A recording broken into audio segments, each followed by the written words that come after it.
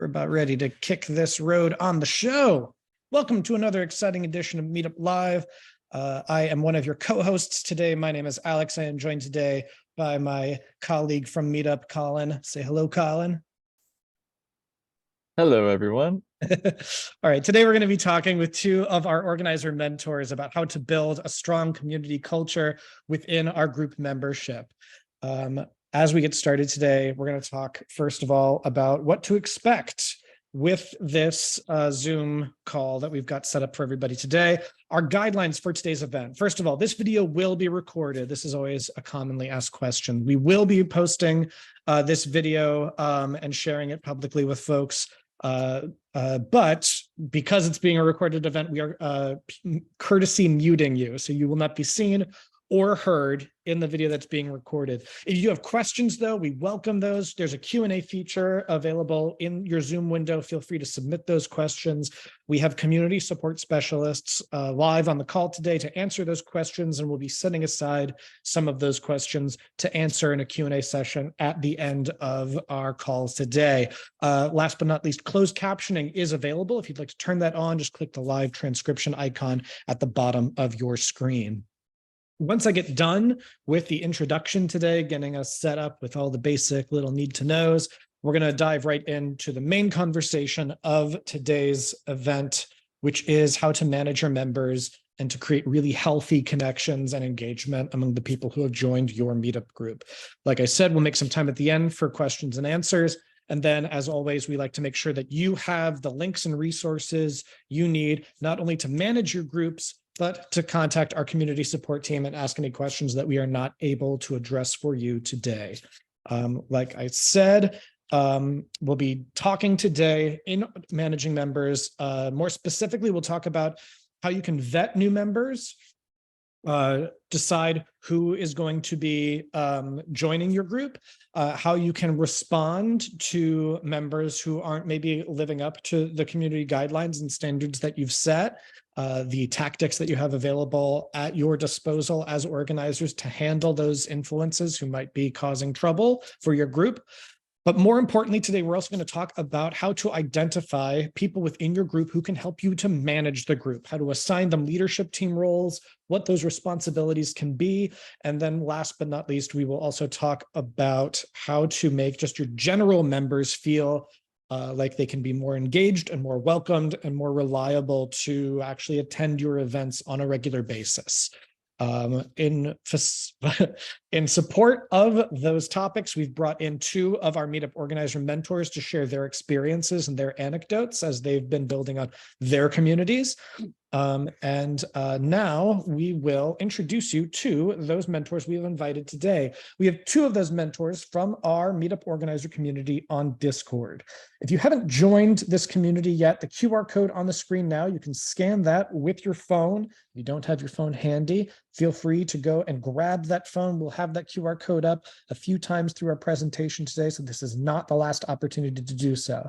But the Meetup organizer community is a resource we have built for organizers to communicate with each other, share their experiences, and most importantly, to hear from mentors like the two that we've invited today.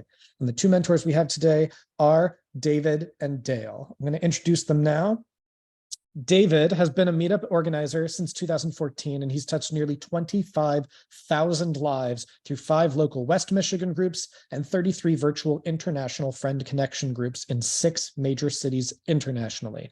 Despite having social anxiety and being shy, his persistence and commitment to cultivating and maintaining his own community of friends, he has helped many people build lifelong friendships and relationships of all types along the way. His groups welcome people from all different backgrounds and provide a safe space for people to feel heard. We'll be posting links to David and Dale's groups in the chat, I believe, so that you'll be able to investigate the communities that they've built. And now I'll also introduce our second guest here, which is Dale. Since 2016, Dale's passion has been knocking down the silos that separate us and facilitating friendships based on the shared experience of being an older woman struggling to stay vital in a society that often separates and devalues us. In 2000, after a long career as an art director and graphic designer, Dale relocated from Washington, D.C. to Los Angeles, California. No longer working and new in town, and in her 50s, she found herself cut off from community. So Dale turned to Meetup and started a group called Finding Female Friends Past 50. The group grew as it answered an unfulfilled need and got a huge assist from a 2019 article in the New York Times called Finding Female Friends Over 50 Can Be Hard, and These Women Figured It Out. As a self-trained community builder, first on Meetup with the original Finding Female Friends Past 50, and then as director of special projects for Revel, a social media startup for women 40 years old and older, and currently as the organizer of the new Finding Female Friends Past 50, a 25-chapter Meetup Pro network, Dale has been blessed in finding a path that spreads joy and fulfillment. I want to thank you both so much for joining us today and sharing your time and experience with us. I'm really excited to have you join us for this conversation about how to cultivate healthy communities. So thank you again for joining us. All right. Colin and I are going to dive in now to our presentation on managing members, and we'll be inviting Dale and David to speak up about specific sequences here that they have experience with. And without further ado, first thing we are going to talk about is vetting members. Colin, do you want to speak to this? Yeah, sure thing. Hello, everyone. I'm Colin again. Yeah, I just wanted to jump in and kind of start at the beginning of this idea of cultivating a healthy membership with your group.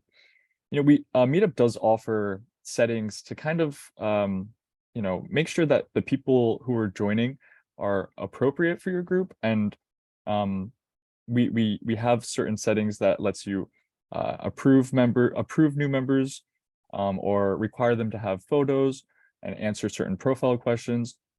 These are all things that you can do to kind of vet people and make sure that they're joining for the right reasons. We also encourage you to use your group description and a welcome message to set certain expectations you have for your group. For example, in your group description, you can say if you have any attendance requirements. A lot of people say we require you to at least show up to a certain number of events per month, per year, whatever. Also, just setting those expectations and telling your members that this is the appropriate behavior in my group.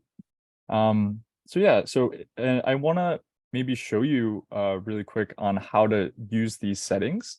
Alex, do you have access to my group, or you can jump into a test group? I can also share my screen.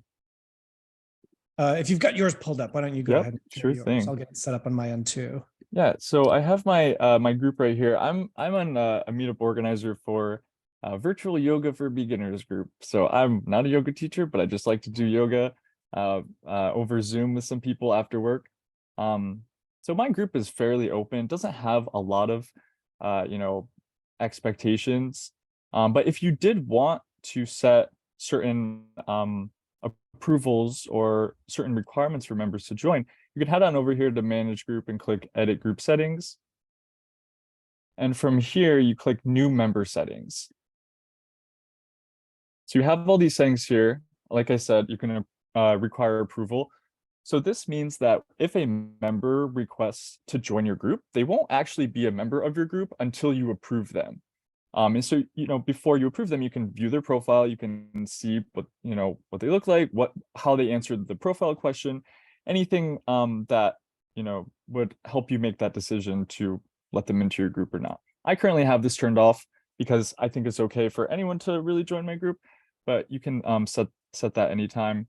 Also, I think this is really helpful to have a photo to kind of know that this is a real person who is committed to being someone who contributes to the group. And also profile questions. I just ask, how did you find or hear about this group? At first I had like, have you ever done yoga before? But you can really add up to 5 questions, I believe. And then of course, here's the welcome message where you can just welcome them and also add any information you think would be useful while vetting your members. I wanted to pull in Dale and David here to just ask if you had any thoughts about these, and if you use any of these features and if you found anything to be helpful. Yeah, for sure. So my Finding Female Friends Past 50 group was recently resurrected. I won't go into why, but it was. And an influx of hundreds of people a day were becoming new members. I knew that I would not have time to approve each person individually, so I did not click on approve. People flooded in. It was great. It's a women's group, so we got men. I knew that would happen. But unlike Colin's group where anyone could join, we have age requirements. We Right. wanted those who identified as women only. So when things calm down a bit and now people are trickling in, they're not landing en masse. I clicked on the requirements and I'm very happy I did so. So I think that it's very important. I agree with Colin, having a picture, because we are about creating community, and you cannot create a community with pictures of dogs and flowers or whatever else someone thinks is creative to upload. You Sure. really do want to see faces. If you're joining this community, you want to get a feel for what the people are. And you can't do that without having the faces. So for me, that's a definite must. That's what gives the feeling of openness and community. Otherwise, it feels closed, it feels hidden, it feels like some secret society that maybe you're not really invited to or won't fit into. So that's what I think that's a really important point to raise, Dale, because I think like a lot of what we'll end up talking about in this section about, kind of managing who joins and the expectations about who's joining. A lot of organizers, I think, particularly new organizers who are just starting their communities, can feel like setting some of these restrictions might be like a deterrent for people joining the group.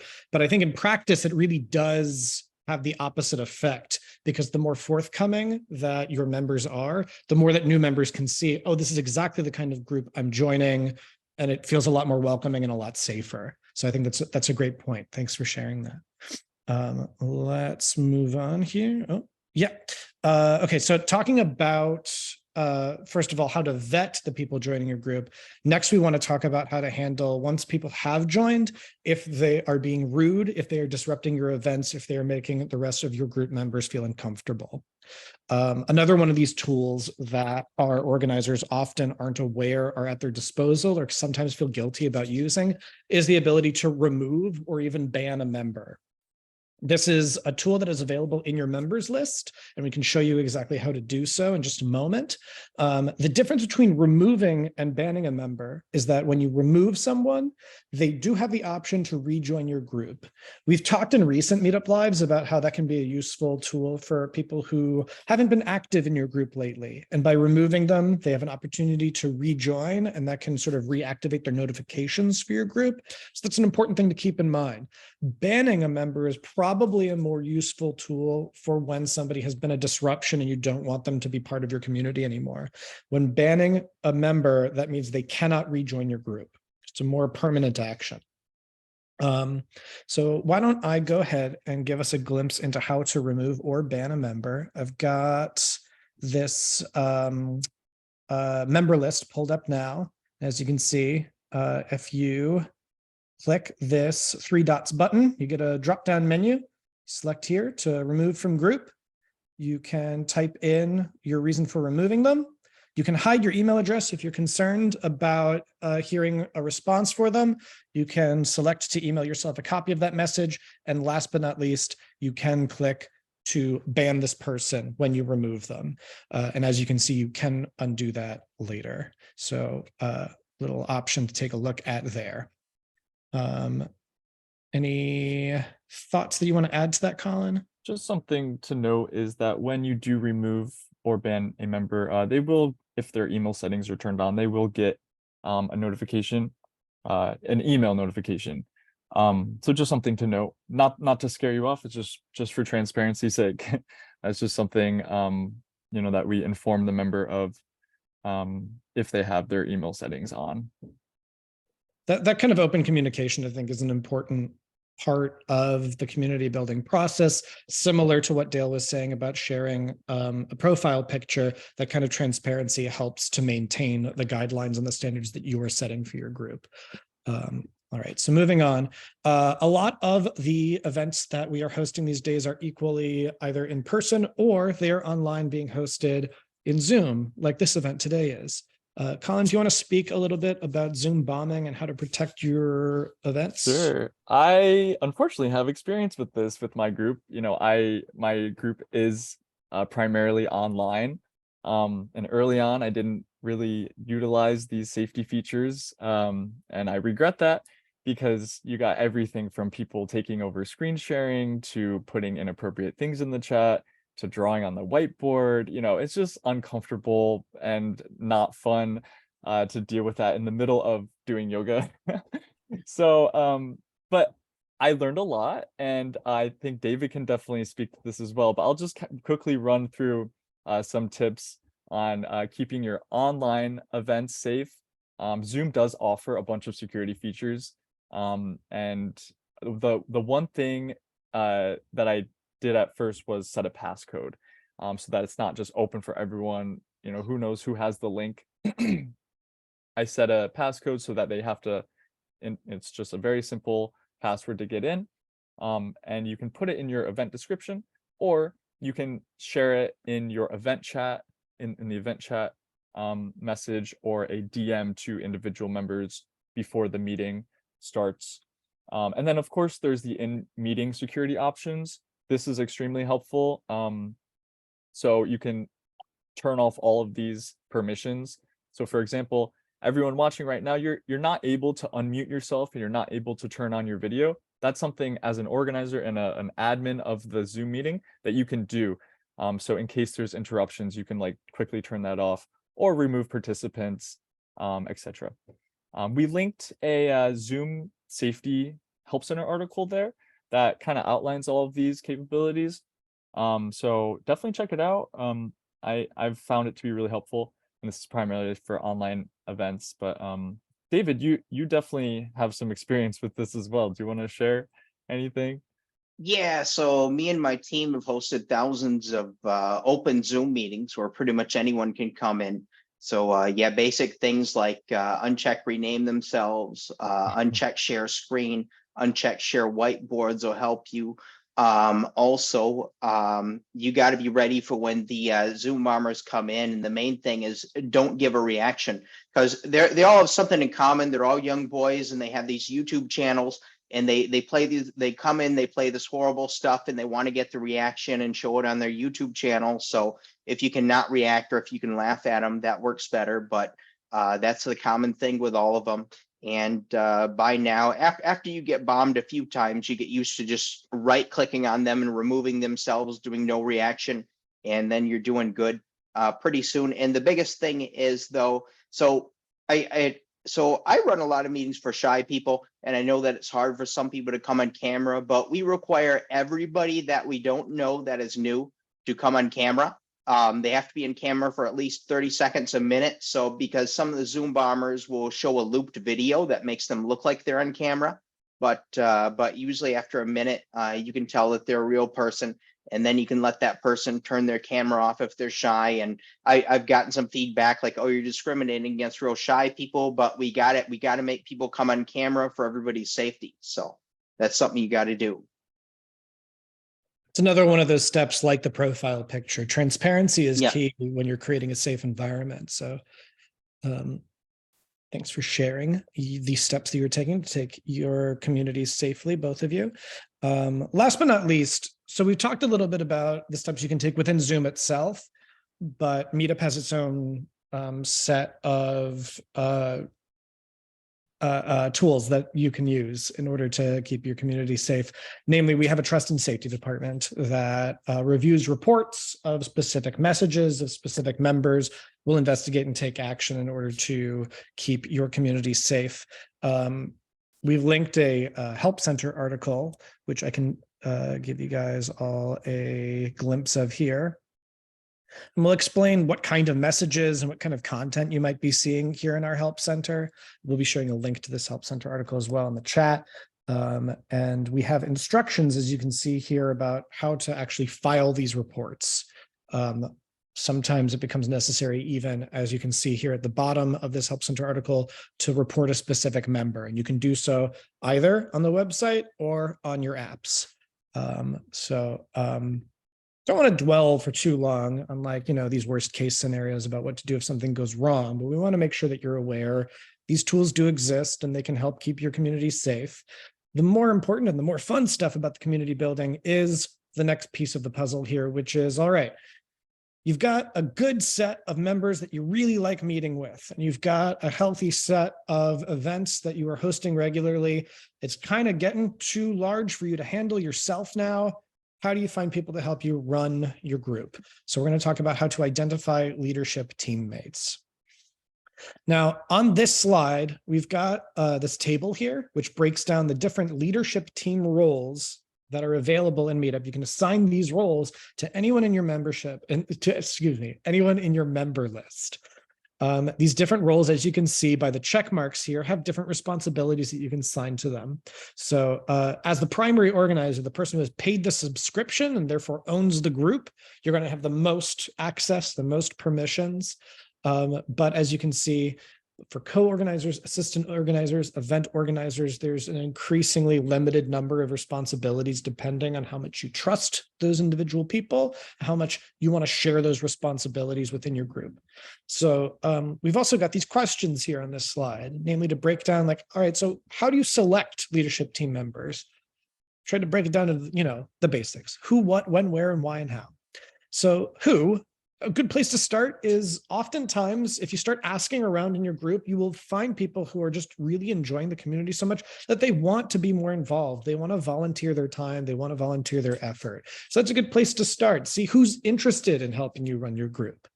As I said, with this table, these different roles, they can be adjusted based on how much responsibility they're volunteering to share versus how much responsibility you want to assign them. The idea of where these members are in your group, especially if you're meeting in person, this can be a really important way to select, say, a co-organizer in your group. A co-organizer is going to have probably the most amount of responsibility and access and privileges in your group. They'll be able to change or add or remove leadership team members just like you can. They can edit your group settings, including like your group description and stuff like that. They can manage members, like adding and removing and banning members. They'll get access to a lot of those details. It might be really helpful if you select a co-organizer who lives farther away than you do, because that means that they can then host their own events and gives you a broader span about where your community can spread to. The amount of distance someone is willing to travel to be part of your events and to attend the events that your group is hosting, that can really start boosting the engagement of your group overall. So thinking about where your members are located and using that as a factor to decide who's going to be part of your leadership team. What are some qualities to look for in potential leadership team members? Ones I like to point out to are like, do your other members like these people who are stepping up to volunteer? Are they going to like attending events that they are hosting? Do they demonstrate leadership qualities like they're responsible on handling things on their own? They have a can-do attitude. They're positive. They are helpful and trying to solve problems for you. And I think this is probably the most crucial one, is that they express enthusiasm for the things that you care about. It doesn't have to just be the focus of your group. If you have a knitting club, it's not just that they're enthusiastic about knitting, but if they're enthusiastic about how to keep lists, think about like the little details about what it takes to manage your group. Are they going to be on top of doing check-ins at your events and making sure that the people who attend are attending, if that is something that's important to your group? So those kind of value alignments are important for selecting who can join your leadership team. And then last but not least, how to select and assign these roles. Either you can speak in person to these people at events, or you can use your communications tools, which we'll dig into a little bit more later in our presentation. Meetup obviously has a lot of communication tools built into it so that you can manage your group that way. I think we can take a look at how to assign those roles from your member list. I'll take a look at that for us right now. If we open up this group, let's take a look at that here. The same way that you would remove or ban somebody from the group, if you go into your member list and click that drop-down menu, select change role here, and you'll see here, it's very simple. You can just select co-organizer, assistant organizer, or event organizer. And once you do so, you can click update role. That person will receive a notification that they've been assigned a role, and that means that they will then have new permissions within the group. You also have the option, as you can see here, to send a message regarding that. David or Dale, do either of you have experience with selecting leadership team members? I know both of you are leading pretty large networks. I assume both of you would need some support doing so. Yeah. You know, I think there are two things that stand out as being super important. And one of them is this an engaging person? Is this a warm person? Is this a person that people are going to feel comfortable with, even shy people? So it has to be somebody that can manifest their warmth and their likability to others. That sounds trivial maybe, but that is so important, and not everybody has that. So I think that's the first thing to identify. And then the next thing is, yes, they have to be organized. Again, not everybody is organized, but some people have that ability to be more methodical, to take notes, to check people off, to check back on the platform and see who needs attention, who is messaging, who is event chatting, and take the responsibility to respond. And also, this might be just the way I run things, but I have found it indispensable to have other tools like Google Spreadsheets and Google Forms so that I can better organize our membership and get responses in an organized fashion. So for someone who had a co-org or assistant org role, I would want them not to be too tech challenged. I'd want them to understand the very rudimentary things about working with a Google spreadsheet or how to make a Google form and send it out and collect the responses. I think that's great. And that's actually been a common theme as we've been hosting these Meetup Live events. The organizers that we've spoken to, and David has spoken to this in the past as well. It's not just about the tools that exist within Meetup itself. Oftentimes, for real success to manifest in the group, it's about leveraging every tool at your disposal that works best for your community. I know, David, you've spoken in the past about leveraging other means of promoting and sharing your groups, like your social media networks. So hearing, Dale, that you're using stuff like Google Spreadsheets in order to manage your member list makes perfect sense to me. And we do actually have the ability to export your member list in a spreadsheet that I think will convert very easily into Excel or Google spreadsheets. So we do our best to make sure that there's, if not those active integrations, that we make it easy for you to transfer to those other tools. So great things to keep in mind as you're selecting people who can help you manage in the way that works best for your communities. And I'll quick say a couple things. Sure. Also, you want to look for someone that can commit, because sometimes you get people that are enthusiastic about helping, but then they find out, oh, you need to schedule the event 2 weeks to a month ahead of time and then commit to actually being there on that date. And then they have a hard time showing up, and then you got to pick up the ball if they drop the ball. So you want to make sure they commit. And also, if you got to make sure that they share a similar philosophy as your organization does. That's a great point too. And I think we'll talk a little bit more about that when we get into the communication tools as well, because enforcing that kind of expectation about commitment, it extends into show ups for when people are attending events and that sort of thing. It's all part of community guidelines and expectations that a lot of organizers set for their groups as well. But I can hear absolutely how crucial it would be for someone on your leadership team to really live up to those standards. On the screen right now, I've got some screenshots of the process for appointing leadership team members, which I walked us through just a moment ago. And we're going to move on to the next slide as well. One other thing I wanted to talk about, in addition to leadership teams, is if you're not sure if someone is going to be a good fit for your leadership team, and you just kind of want to test it out, there is the option as you are publishing the event and selecting a host that you can select any member in your member list to be an event host, like a co-host with you. An event host does not get leadership team permissions for the group, but they do get access to the tools that would manage the event itself. And this can be a great trial run for somebody. If they really go above and beyond in hosting this event, if they really blow your socks off with how they are helping you to manage this event, it's a great indicator that they're going to be someone that you can rely on as a leadership team member. Event hosts will be able to manage your attendee list. They can use the contact tools for your event. They can manage the event settings like closing or opening RSVPs, canceling or deleting the event if necessary.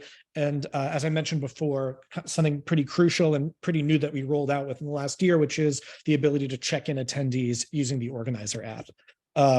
Now, anyone who publishes the event is going to be assigned as host by default, but as you're publishing the event, like I said, in the scheduler, you can always assign someone else as an event host to assist you with that process. So just another tool to keep an eye out for, trying out an event host as a trial before assigning them a leadership team role. So we've talked about how to vet and manage disruptive members. We've talked about how to select people who can help you to run your group as part of your leadership team. And now we're going to talk about how to maintain healthy membership among general members, the people that you want attending your events. And primarily the way to do this, we talk about this a lot in these Meetup Live events. It's always worth reiterating the importance of your communication tools. Let's see. Slideshow's moving a little slowly. There we go. So we've got a series of communication tools built into Meetup. Colin, do you want to take us through the contact members tool and the mailing list? Yes, sir. So yeah, we always come back to our comms tools, it's just so vital to, communication is the key to community building, as we all know. So contact members tool is primarily for emails. You can send group-wide emails to your members. But you can also select a subset of members that you can send the correspondence to. And so also in that screenshot, there's other options as well. There's people on the mailing list, active members, inactive members, or members subscribed to a specific event. So if someone has RSVP'd yes or no. So a lot of different options there to kind of send a message to a specific group of people in your group.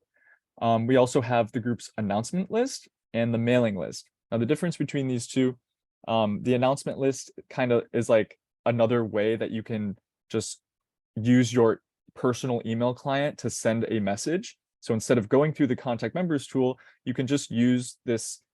It's basically an email address for your group that you use to blast out an email to all members in your group.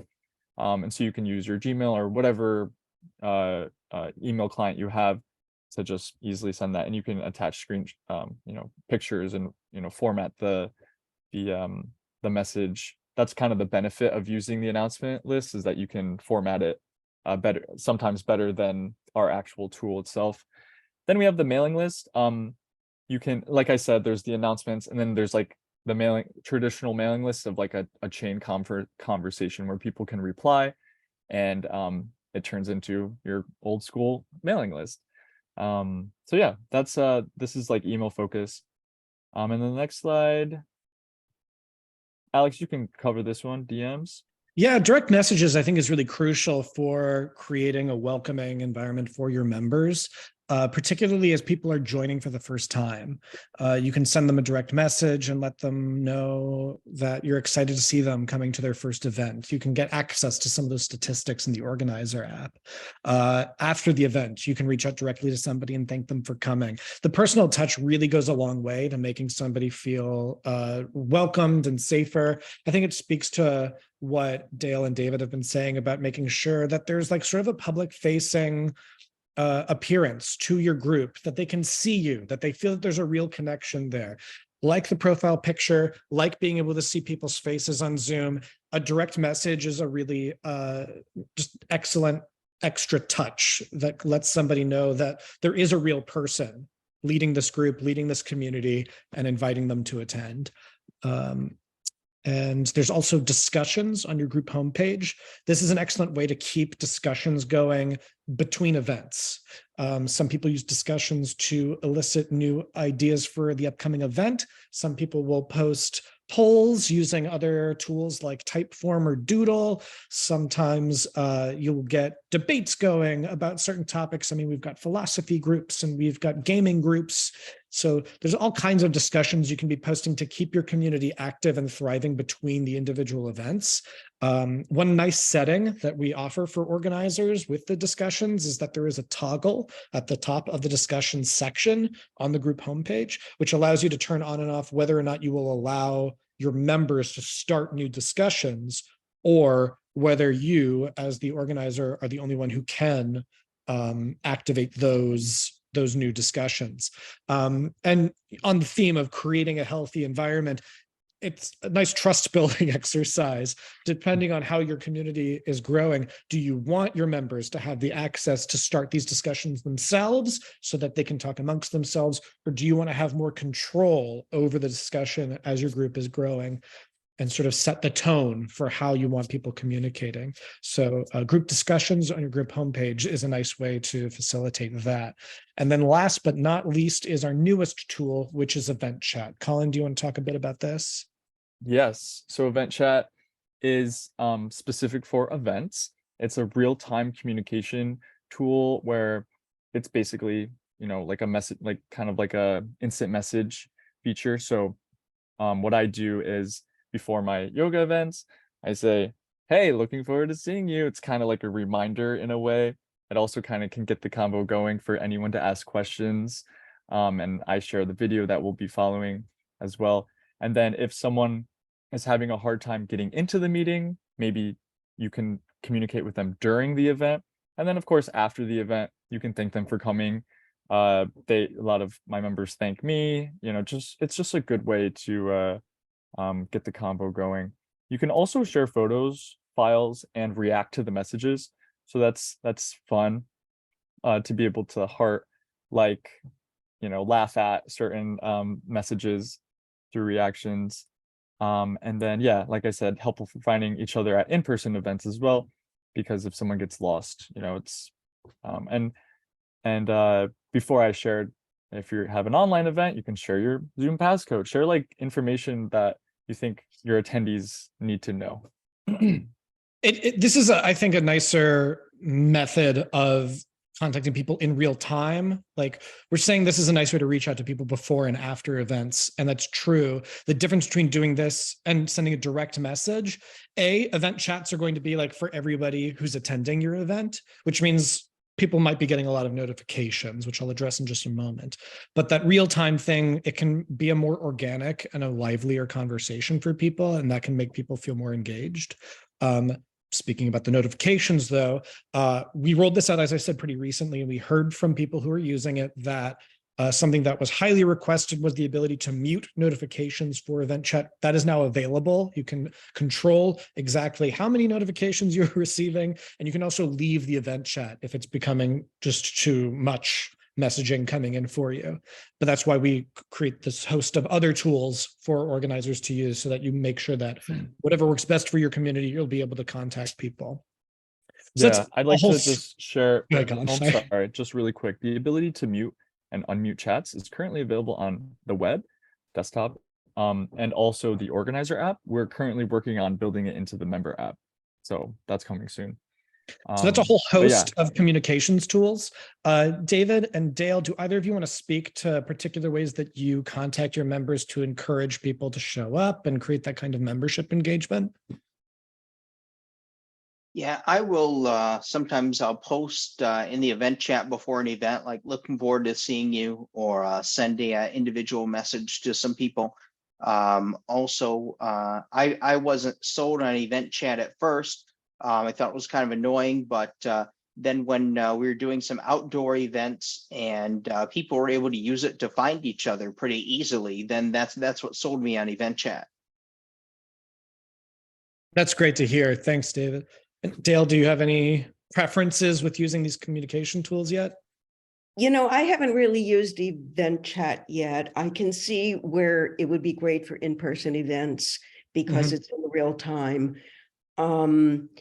Frankly, I haven't used it, and I kind of wish I could turn it off right now because Meetup has provided, you know, this plethora of ways that your members can talk to you, and it's almost a little overwhelming at times. The emails, the messages, the notifications. So maybe that's something I'll pay more attention to for an in-person event. That is a I think that- really good suggestion. I definitely want to encourage everyone who has great ideas like that to share them with us, because that's exactly the kind of feedback we want to hear related to these new features. Like for example, Dale said maybe the ability to turn on or off the event chat.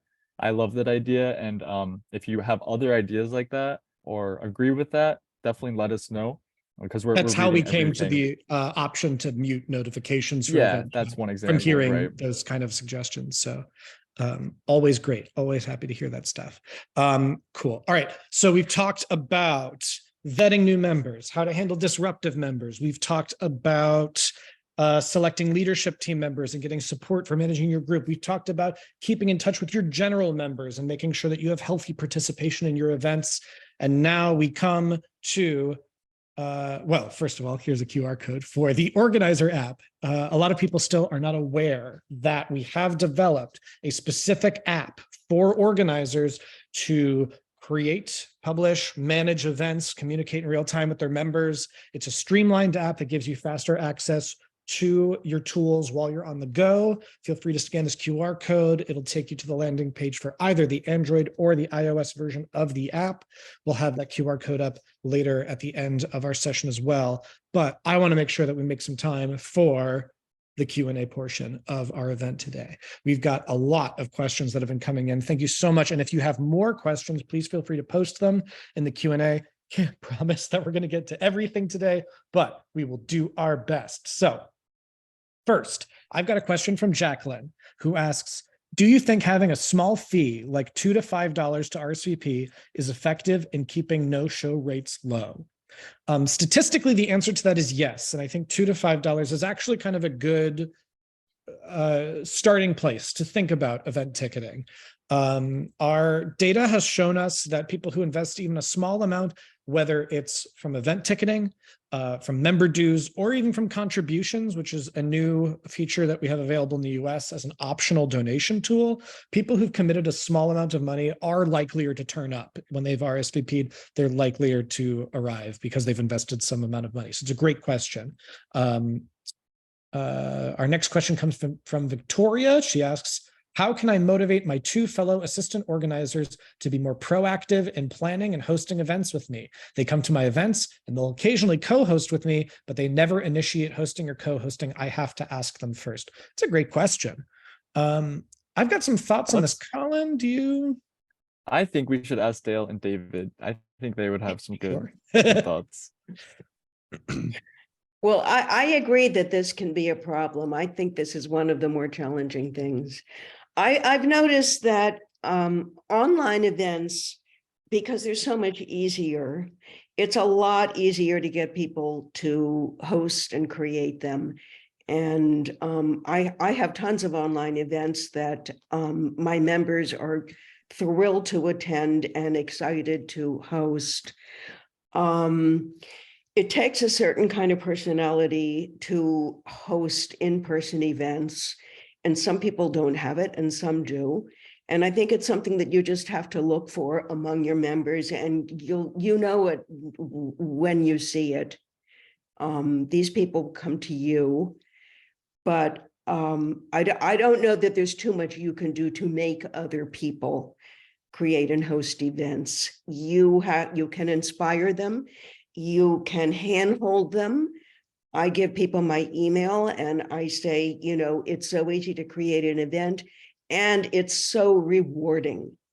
And I will help you every step of the way. Here's my email. We can Zoom meet. I will show you exactly how to do this. And that's about all you can do. You know, Dale, there's something else that you mentioned to me recently that I thought was actually a really clever idea along this line too, which was that group homepages will only show the primary organizer as the community leader. And a lot of these leadership team members, they're listed on the group homepages and others. Like this group is organized by David or organized by Dale and others.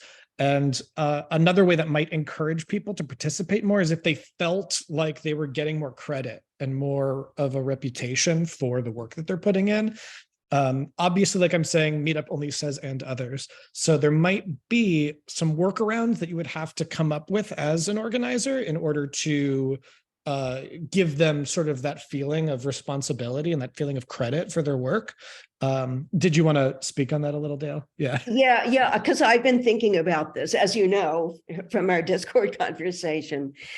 So one thing I've decided that I'm going to do is to have the chapter leaders that I currently have, and I need to find more, but the ones that I currently have, I'm going to invite them to take up the first paragraph of their chapter's homepage with their own introduction. Hi, I'm Laura McGee. I am the organizer for the San Diego chapter. Say a little, introduce themselves, and that will be pinned as a first paragraph to the group. So as soon as you open that group, you will see them. I think there might even be a way for them to upload a secondary picture. Isn't there on Meetup? There are ways to load like a member profile picture separate Oh, from okay. I thought there was a way to upload, or maybe that's just a secondary event pic. That's also, yeah. I mean, there's a number of photo upload options that we offer, but I think what you're proposing here about putting in the actual group description, more info about that chapter organizer is a really, really lovely idea. And furthermore, I think, as Colin said, like it's a really great feature request idea to try to highlight something a little more specifically about the people who are really leading that chapter of a network. When we are talking in the situation about pro networks, which have a number of chapters and not just the typical 3 that a standard Meetup organizer has. But even so, I think highlighting more information about the organizer, putting yourself out there a little bit more encourages more intimacy, frankly, in your group and more participation and more kind of good faith engagement. It's a really, really cool idea. You know, a lot of people that have Meetup Pro networks also have websites or Facebook groups or other platforms that they use. And that would be another place where you could really highlight your co-organizers. So great. This is a great conversation about how to encourage assistant organizers and other members of your leadership team to step up more, propose more ideas for hosting. All right. Our next question comes from Drew, who asks, would you recommend regular meet and greet Zoom events for the benefit of new members? It's funny that you asked that, Drew. We do have a feature that is designed for that specific purpose. When you open the event scheduler on your desktop, on the right-hand side of the screen, you will see an option to set up a template for a meet and greet event so that you can have your attendees arrive with a guest. Guests are an optional feature on the event scheduler. You can set up that people can bring a certain number of guests. And the template is designed so that when your attendees bring those guests, you never know, those guests might really love the community that you're building. They become standard members of your group and they start attending more events. So it's a great idea. Another question here, which is kind of a trickier one, says, what is a healthy way to deal with member-to-member conflicts outside of the organizer's observations? Such as when one member contacts the organizer with accusations of improper conduct, and it can be true or false, and the organizer has to decide whether to remove or ban the accused member. This is tricky. And this is why we've kind of pointed out the report option. It's as an organizer, obviously, there's a certain amount of investment that you have in making sure that your community is safe, but you can also leverage Meetup's trust and safety team into investigating for you. Do either of you, David or Dale, have thoughts, or have you encountered situations where you've had to investigate it, like member to member conflicts? Yeah, David, do you want to take this? Yeah, I've had that, and it's very difficult. It's one of the most difficult things you can do as a meetup organizer. And so my background is I'm autistic, and people stuff doesn't come naturally to me. So I've had to learn a lot, but it's a very hard situation when one member is saying one thing and another member is saying the other. I guess I kind of look at which members causing more drama or whatever, but I try to put healthy boundaries up between myself and members and not get involved in their personal issues, because it's not my responsibility to solve personal problems between members. There was a good book, Boundaries by Dr. Henry Cloud, but still, sometimes as organizers, you have to make a call between one member or the other. It's extremely difficult, and it's an extremely difficult leadership question. Also, I don't know, David, if you found this, but more often than not, and this is the good news, members that don't fit realize that and quit. Most of the difficult members I've had have just stopped coming. I haven't even had to say anything. I've been aware of issues. I haven't said it. People know when they don't fit. So it's thank goodness. So you don't have to use your own detective work and decisions that often. Give it time. Let them figure it out themselves. It's sort of a relief to hear you say that, Dale, because I think, we started today by talking about disruptive influences in your events, and that was by design. Like, you have to sort of prepare for what can happen, but you want to keep a positive attitude about, like, the fact that people are coming to Meetup because they do want to make connections, and they're looking for their people, they're looking for their tribe. So I think having a optimistic attitude about the people who are in your group, that it's like most people aren't there to cause problems. So that's going to be sort of like a rarer situation. And in this situation where someone realizes that it's not their community necessarily, and they'll sort of like select out of the group. Again, like, that's a situation where you as the organizer do have the tools at your disposal to sort of like perform what we've been calling like member list hygiene, like using the remove tool on your member list, not in a vindictive way, not to like say like there's a problem here, but in addition to like the guidelines that you set as an organizer, saying the expectations to attend are this, this, and this. If somebody has decided like, I don't really care for these particular events, that's a reason enough to remove them. If they haven't attended in a while, they're not really a part of your community, and it's within your power as an organizer to focus on the parts of your community that are really active and thriving. I think we've got time for one more question, and then we're going to start wrapping things up and sharing resources with people. And you know what? I'm gonna squeeze in two questions because I'm feeling daring. Marshawn asks, can we use Microsoft Teams instead of Zoom for remote events?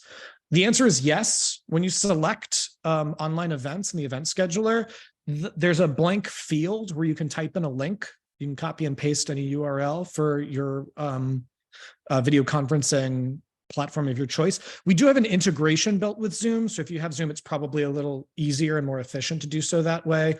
You link your Zoom account to your Meetup account, and then you just tap a button and it will auto-populate a Zoom link. But you can indeed use Microsoft Teams. And if you are running into an issue using a different video conferencing software, you can contact our community support team and we can investigate that and make sure it gets set up properly for you. And then the last one is more of a socially minded question, which I think we might have some more input on, which is, how far in advance should you schedule your Meetup events? Which I think is a really clever question. And I'd like to hear, David and Dale, what you think about that. I would say 2 to 4 weeks ahead of time. Yeah, that's just right, because I was going to say about 3 weeks. Yeah, I will say too, a little bit of inside baseball here. Events scheduled within 2 weeks are registered by our search engine. When you're looking for events within 2 weeks are going to hit a little bit more urgently on search results too. So making sure that you've got events scheduled at least within the next 2 weeks are a good way to continue attracting members who are searching. So 2 to 4 weeks, I think, is a really great and healthy answer, especially if you've got a number of events on your calendar, a number of like unique kinds of events. Sorry to cut you off. I just wanted to ask David and Dale follow up to that. So there's a way to publish the event, and then you can also announce the event. Do you have any tips around timing there as well? So what I would do is, so I have a lot of recurring events. So usually what I'll do is every day I'll look for the event that's like 2 weeks out, and then I will go ahead and announce that event 2 weeks ahead of time. I think that's what I was doing during the worst of the pandemic. Nice. Yeah, I was going to say, go ahead, Dale, I'm sorry. Sometimes I use that feature for selection. So if it's a recurring event where the same people tend to come every time, I'm talking about a virtual event. Well, it would hold true in real life too, where you have a stable of people that come every time, they get along really well. They want to be able to be there. So sometimes I might publish an event, but not announce it. And then I might contact the members of this stable band of attendees and say, it's up on the schedule, it's on the Meetup calendar, sign up now. And then I'll wait a day till everybody who wants to has signed up, and then I'll announce it. That's smart. I love that. Okay. Thanks for sharing. We've had a lot of really excellent questions that we didn't get a chance to get to. And some of them are around not only safety, which we've talked about, but also encouraging more attendance, like getting an attendance boost on an existing group, and how often to use your communications tools. The fact of the matter is, we've had some excellent events around these topics in the past. I'm going to recommend anyone who's attending today's event, be sure to check out meetup.com/blog. We've posted videos of these past events that focus around those discussions. So if we didn't get to your question today, we may have in the past, or we might in a future event. So keep an eye out for that. Also, be sure to post your questions if they weren't answered in our Discord community, which we'll share in a second. Exactly. That's what I'm getting to next. First, we want to make sure that you've got access, first of all, to the community support team, and then we'll talk about that Discord community. So first and foremost, these 4 QR codes will give you access to different departments of our community support team that specialize in different issues. First and foremost, we've talked about how important those feature requests are, what a huge part they are of us developing updates and solutions based on what people are actually reporting are important to them about Meetup. The top left-hand corner of this screen is the feature request form. Right below it, if you don't have specific requests, but you just want to stay up to date on what we're launching and when, what rolls out, our blog has a specific page for product updates, and we'll publish and update that as new features become available. The top right-hand corner might be the most important QR code to keep an eye out for. That is Meetup's Help Center. We've posted a lot of resources there to help you navigate the website and the apps, and also with some of the tips and solutions that we've talked about today in terms of when to announce events, how to use your communications tools, what kind of leadership team members to assign, that sort of thing. So be sure to check out our Help Center. At the bottom of every Help Center page, there's a link that says Get Help. That'll create a support email ticket so you can get in touch with a support specialist who can take a closer look at your account with you and offer solutions for any specific problems you may be encountering. If you've encountered some sort of error message or a bug, something on Meetup isn't working correctly, the bottom right-hand corner has a QR code to submit a bug report. That helps our troubleshooting team investigate more efficiently, and we can find solutions more quickly if something has actually gone wrong. So some resources there, which I believe we're also posting in the chat for you as links. And now the oft-touted Meetup organizer community on Discord. We're really proud of this. We have created a space where organizers are communicating with each other about their best practices.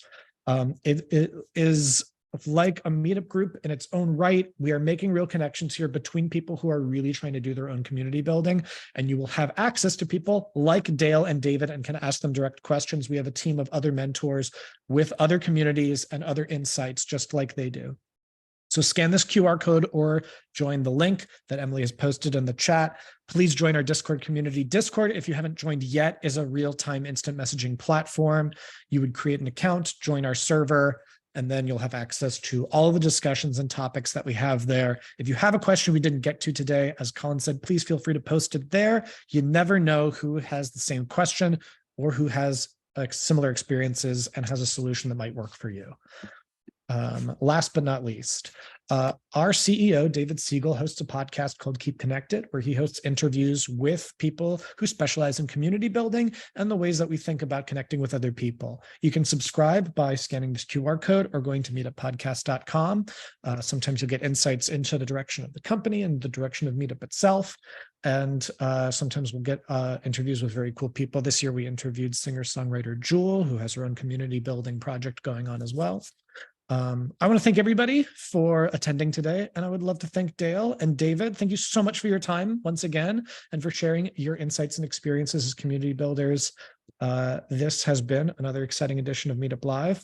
I'm Alex. That's Colin. Hi everyone. Thank you so much we'll for see you joining. at the These next are so session.